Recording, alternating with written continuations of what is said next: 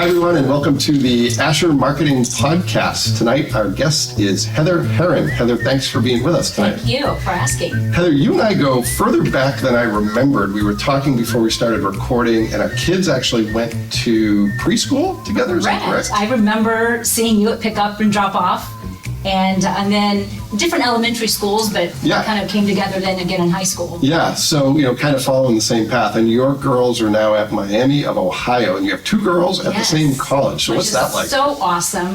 Didn't really plan it that way, but I'm so thankful it turned out that way. They're just 1 year apart in school, and so it would have been really challenging if we'd had them at different colleges.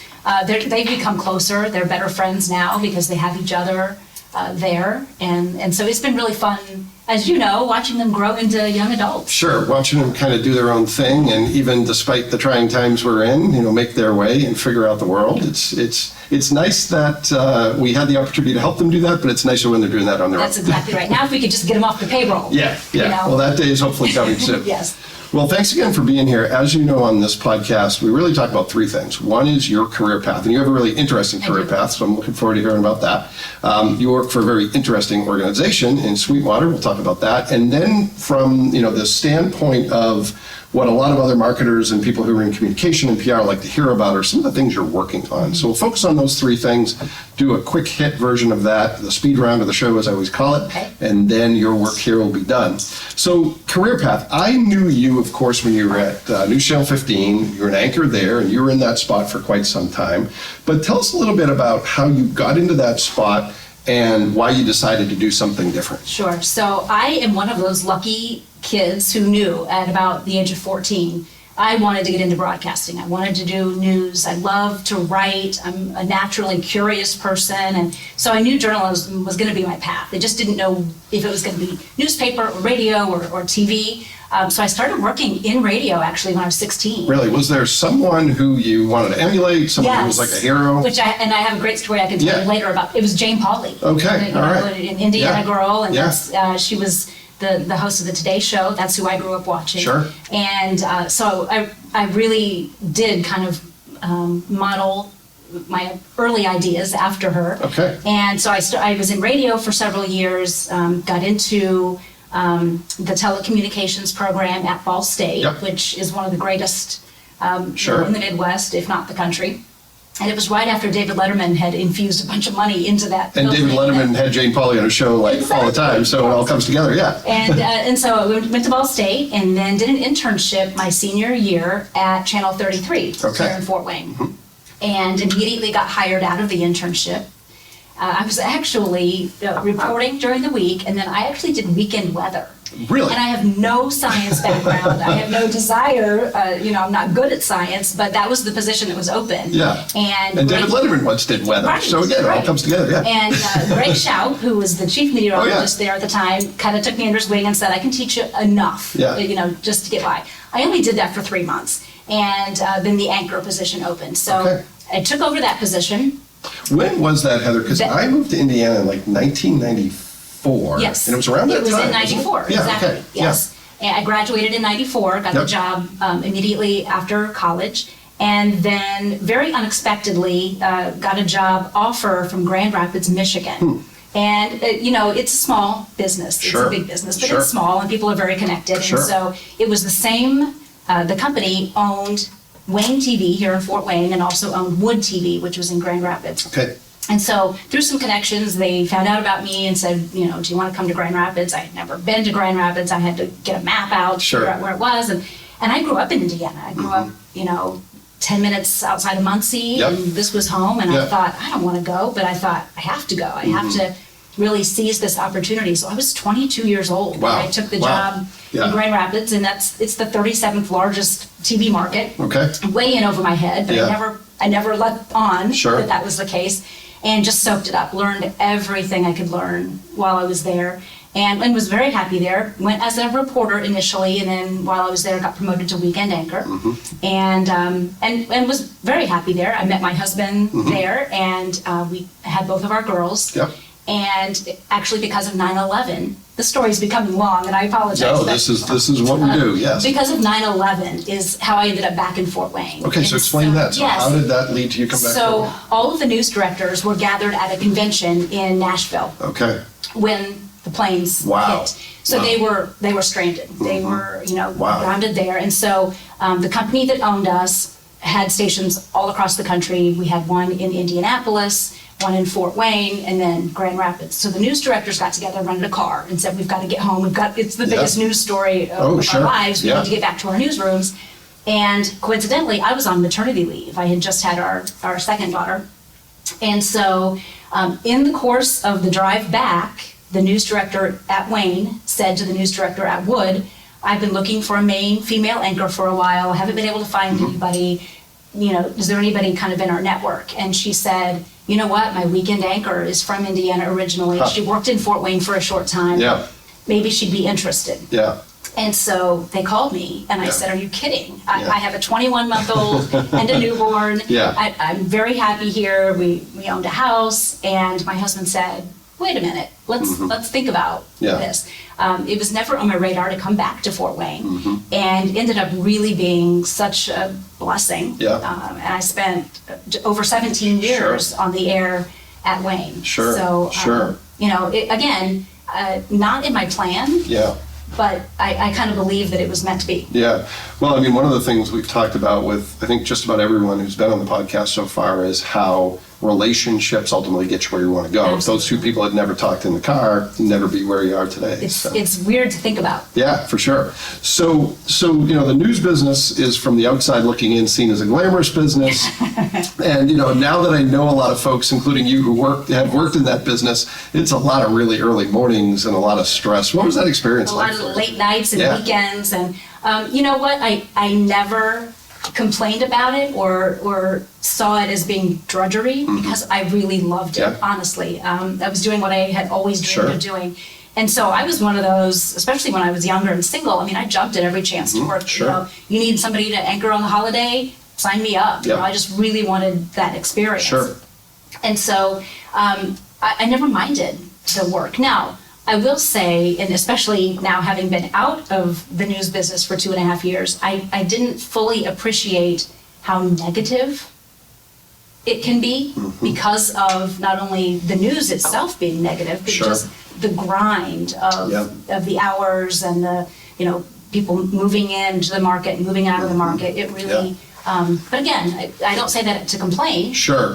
Just the reality of it. It Yeah, is. it's a tough job. It really is. And it has, as you know, it has evolved immensely since I started. I like to joke to the younger reporters that we were hiring that Google didn't exist when I was first a reporter. Sure. And so gathering news was very, very different. Yeah. And in a good way, Sure. I think. Really learning how to make connections with people Yep. and network and really dig for stories. Sure. And I felt like, especially in those early years, what we did mattered. The journalism was pretty noble at one time. Sure. And it can still be, Yeah. but it has changed. Yeah, for sure. And I'm sort of from the old school, this is going to make me sound like a dinosaur, but the Walter Cronkite school, where, Sure. that's the authority and that's the person you look up to and it's the voice of trust. And, that's been a challenge lately. Is there anything, with the year that 2020 has been, has there ever been a moment when you said, boy, it would be fun to be in, the journalism world? Or you're kind of like, I'm really glad that I'm not there right I get asked that a lot. Yeah. And really, I'm thankful that I'm not. Yeah. Again, I think now, having stepped away from it, and realizing just how mired in things you become, and I didn't fully appreciate that. Yeah. And so, immediately when the pandemic happened and the shutdown happened, I was back in news mode, and I was watching every Sure. newscast, and Sure. I really started to realize, I need to step away from this. Yeah. And I hadn't had the ability to do that for so many years. Sure. Well, I would imagine, being a news anchor in Fort Wayne, which is a big, small town, Right. you get recognized everywhere you go. And that's, in some days that's probably great, and some days it's probably not so great. Yeah, and again, I always saw it as a blessing, because if I was out in public and people didn't recognize me, Yeah, I would there'd be have a something wrong. problem. Yeah. Yeah, for sure. But yes, you're right. There did come that extra level of kind of fishbowl living, if you will. And I still get it. I mean, Sure. I don't know how long it will last, even now after being out of the business for a while. But I always very much appreciated it. But on the other hand, it did feel, like a fishbowl. Yeah, for sure. That people could see every flaw. Sure. And I think that was challenging for my kids even. Oh, yeah, absolutely. Growing up, that everybody knew who their mom was. Yeah. And there was No short trips to the grocery store. Right. Yeah. So let's talk about what you're doing now and how you got there. So Sweetwater is obviously a very recognizable name, and you made that change. Was it like a year and a half, 2 years ago? It was May of 2018. May of 2018. Okay, so about a year and a half ago. How did that happen, and why did you decide to make such a big shift? Again, it happened without any planning. Yeah.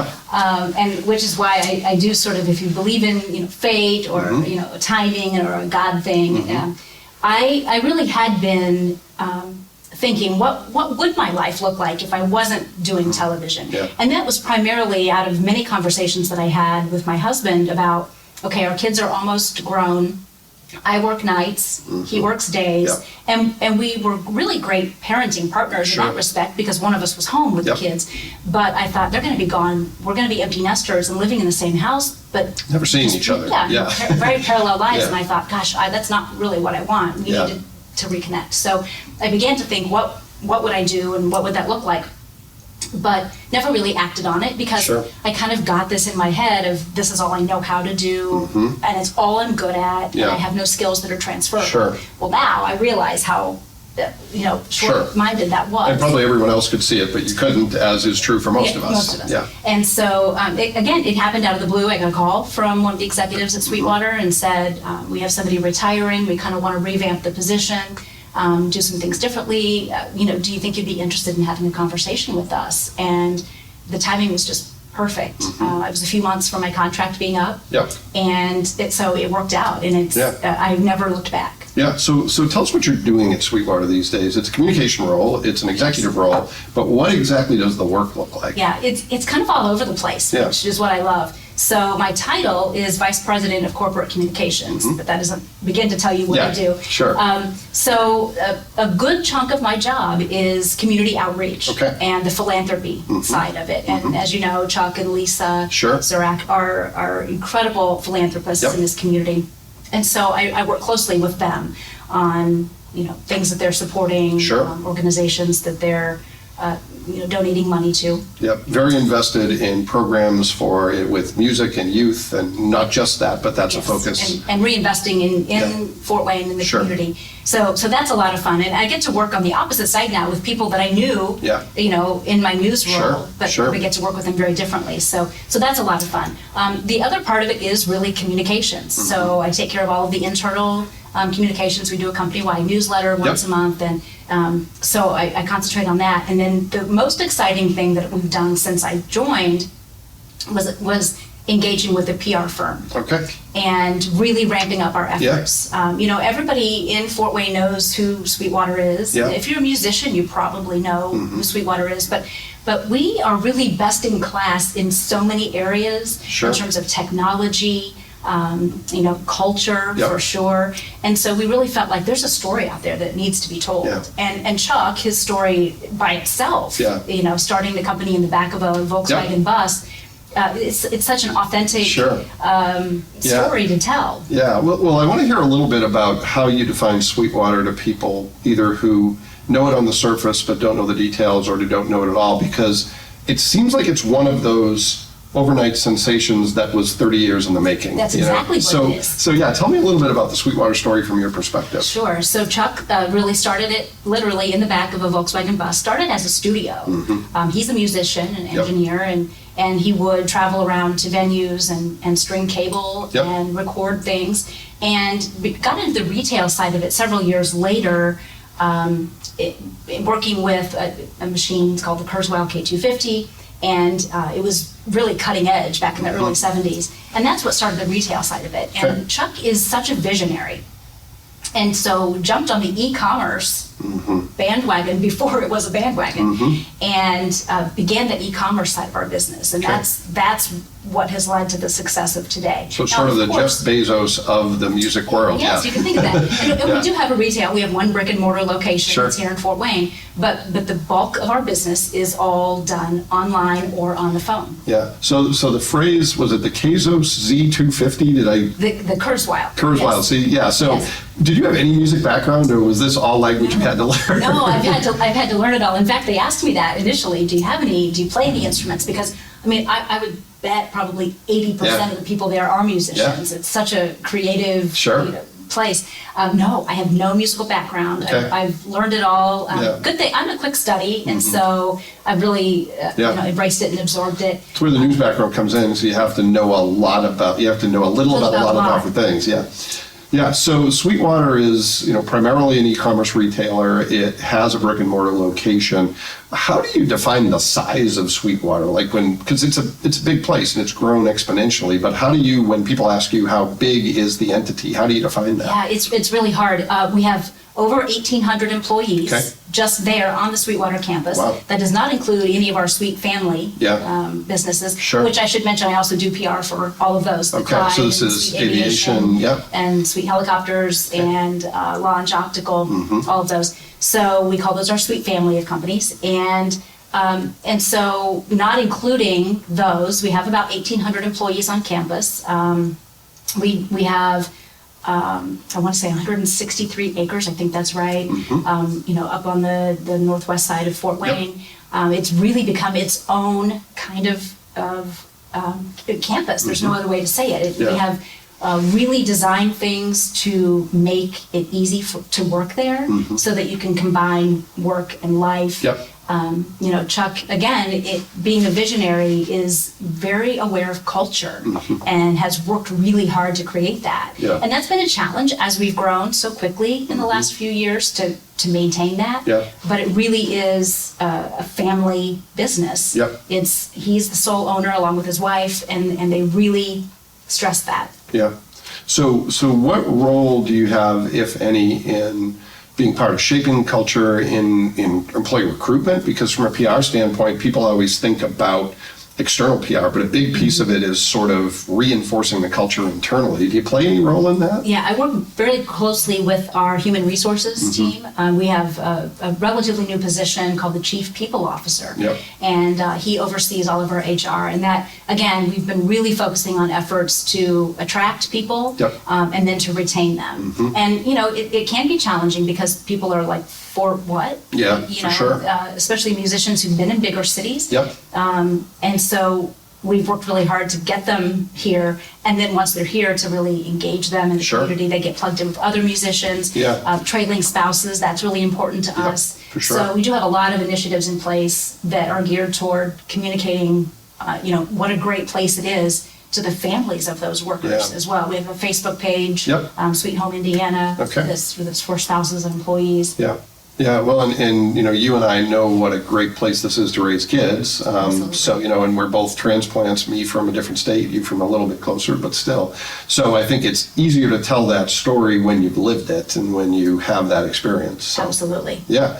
So let's talk a little bit about some of the stuff you work on. We talked about how your title doesn't quite say what you do. You mentioned some of the things you work on, but what are some of the big projects or the things that are either keeping you up at night or making you excited, or maybe both at the same time? What are some of those projects that are on your plate right now? So I mentioned that big PR effort. We hired a PR firm about 6 months after I got there. I did a lot of the vetting, and we brought them on, and we've never done that before. Typically we hire within. We don't use consultants. We, because it is such a unique story and a unique culture. And so this was the first time that we'd done that. And it didn't go well. It was, we learned a lot from that experience, but didn't end up sticking with that firm for very long. If you don't mind sharing, without obviously naming names, this isn't 60 Minutes, so I won't put you on the spot too much, but what were some of the things that maybe didn't meet expectations or didn't go as well as you expected? I think it was on both sides. I think we didn't know enough about what to expect while we were searching for a firm, and I think they didn't fully understand us. Which, you really kind of have to be immersed in it, the culture on a daily basis to get the DNA of who we are and what we do. And so it just never really clicked. I also think that we made some mistakes in hiring. We went with a bigger firm that had a great reputation and a big name, thinking that they would have some connections for us. Sure. We ended up being, a really small client Sure. for them. And so in the second round, when we were doing our second search, we knew what kind of questions to ask. Yep. And really found a firm that we have just connected with right from the very beginning. And they've done a phenomenal job for us. So that was a huge learning experience. Yep. So some of the projects I don't know if you saw recently, we had an article in Forbes and CNN Business. Those have been some big wins for us in just getting the Sweetwater name out. But we're working on lots of little things, podcasts, and getting having our executives really be thought leaders in whatever it is that they're doing, whether it's culture or the HR side of it, the tech side of it, the e-commerce side of it. Sure. And so we've really been able to leverage just the immense knowledge, the brain trust that exists at Sweetwater, and use them to tell our story. Sure. So those are the kind of things that we're working on. We have some big plans for 2021. Some of the things that we had hoped to do this year, because of COVID, didn't happen. Sure. Well, I'm sure one of the ways that the company connects to the community in more typical times is through events, through concerts and things that went away. So how is that changing your world, and what are you trying to do to kind of bridge that gap, if anything? Yeah. Well, we're lucky because we're in a position where we do help live musicians and we do host live events. But on the other hand, we still have all of the gear and all the things that you need if you own a studio. So what we really found early on was that because all of the live events were canceled, musicians were able to write and be able to kind of hunker down in their studios. So they needed to upgrade some of their gear. And they came to us and said, I want to work on this project now. I have all this time that I didn't have because I've been on the road and now I'm quarantined at home. So we just were able to provide the same service to them, just in a different way. To build out a home studio, a mini home studio, so they could do, a live broadcast and all that. Yes. That's great. And we found too, educators, colleges, people had to pivot very quickly to virtual, learning. So we've sold a lot of podcast equipment, people who are home, computers and interfaces and things like that people are using to communicate remotely. It's one of the things that I think is there's a lot of bad things coming out of this, but one of the good things is I think there is a lot of innovation. I know that obviously working in this industry, I had to say, okay, different time, what do I need to be doing differently? And tried to get somewhat good at video, tried to get somewhat good. We started a podcast as a result of it, which you're now part of. So I think that innovation, it kind of pushed things in a direction that they were headed in anyway. And it's good to see Sweetwater pivoting in that direction. Yeah, and we were really fortunate. We broke ground a year and a half ago on our new warehouse. And we literally moved into it just weeks before the mandated shutdown. The good thing is we had sort of anticipated having this extra space, so we had a lot of extra inventory already in the building and in the pipeline through our supply chain, anticipating that we'd have this extra space. We didn't know, of course, that the COVID was going to happen, but it set us up perfectly so that when it did hit, we had the gear to sell. Now, obviously, we had to shift to some remote working. Those were some challenges that we had early on. Initially, we sent the workers home in the distribution center. So that meant that members of the executive team, Chuck himself and his family, were literally in there packing boxes to make sure that that things were still running. Kind of going back to his roots there for a second. So anything else that's on your plate that you're working on, or anything else, project-wise that you think is compelling or interesting? Yeah, and I work closely with the marketing team, even though what I do is not your traditional marketing. But I do work closely with them and the initiatives that they're working on, and so I'm just always kind of in the background, listening and learning about how we are doing our marketing to our customers, how we market, B2C and B2B. And so from that standpoint, I've learned a lot because I don't have a marketing background. Mine is purely in communications and PR. So I'm going to pivot myself to the 3 quick hit questions that we ask to kind of summarize everything we've talked about. And one is about career path, one is about your organization, and then the last is a little bit of a wild card. It's advice for your peers. Well, let's start with the career path question. So you've had an interesting career. You've made a big change. If somebody were to ask you, whether it was, one of your daughters starting a career, if it was someone looking to start in journalism, if it was someone in journalism looking to go somewhere else, what's your one best piece of career advice?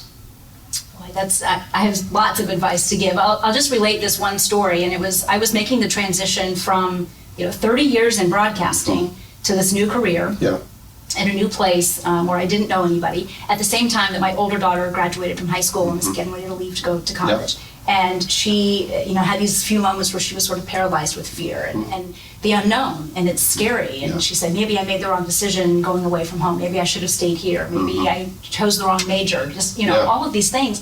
And I said to her, well, what would you tell me? Because I'm nervous. I'm scared. And I'm taking a leap. And I'm 30 years older than you are. And I've never done anything else. So would you tell me that I should just stop? That I should stay somewhere where I'm not growing? And she said, why do you turn everything into a husband? So I guess to expand on that, I would just say, don't be afraid to take a leap. If it's what you really want and you have the drive, don't be afraid to do it. There was a quote I heard the other day. Somebody said, if it scares you because it pushes you, then say yes. And you'll probably have the energy and the motivation to do well by it. And if you don't, you can always do something else. That's exactly right. Yes. So as far as Sweetwater goes, you did a great job of describing what Sweetwater is and some of the Sweetwater story. But if you had to concisely say, here's what we are and what we do, what is it that you'd focus on? We are a people company. And when I say people, I don't just mean all of our employees who are incredibly important to us. And we've done a lot, as I said, internally with culture and things like that. But we're all about people and relationships. And so all of our sales engineers, that's what they do. They build relationships with our customers to where they know their pet's name. And they, very early on in the pandemic, we made it a point to call our customers and just say, how are you doing? What are you doing? Not trying to sell them something. Sure. And so it's really based on those relationships. And Chuck is very fond of saying, I'm in the business of helping people make their dreams come true. And that's really at the heart of it. That's what we do. That's a pretty fun job. Yes. We talked about that here when the pandemic first kicked in, because the economy wasn't doing so well, and the discussion here was it's not a great time to try to sell something to people you don't know, but it is a great time to double down on the relationships that you probably should be focused on anyway. So great to hear that that's the focus there as well. All right, last question. So it's a challenging time for a lot of people, and you have a lot of influence because you're a recognizable face. You get stopped in the grocery store and everyone else. If one of your peers, someone was looking for some optimism, some words of hope, some guidance career-wise or otherwise, beyond what you already said about careers, what do you think is the silver lining ahead for us? What might you say to someone? I think even though it has been incredibly challenging, you mentioned it's been a time for innovation and creation, and we are creating a whole new population of people who are resilient. And so that's what I keep reminding people, even though this is a tough time, we're going to look back at this and realize how much we grew and how much we were forced to innovate and be creative and pivot. We've used that word a lot too. Sure. And so I think that's what I'll take away from it, is just being able to look back and say, we did a really good job of kind of changing our thinking and thinking outside the box and being creative. And to recognize that this isn't forever. While it might seem like it, it's there will be a better day ahead. But the decisions that we're making now are going to matter later. And so, recognizing that while this is very uncharted territory, we have some opportunities here to build and grow. Sure. And that could mean an entire career change, or it could just mean pushing out of your comfort zone. Well, Heather, it's great talking with you, and nice to sit down beyond passing each other a million miles an hour at a school event or seeing you on TV trying to condense the news. It's great to talk with you. Thanks for being here. Thank you. Yeah, thanks everyone for listening. We'll be back next week with another episode of the Asher Marketing Podcast, and we hope to see you then. Thanks.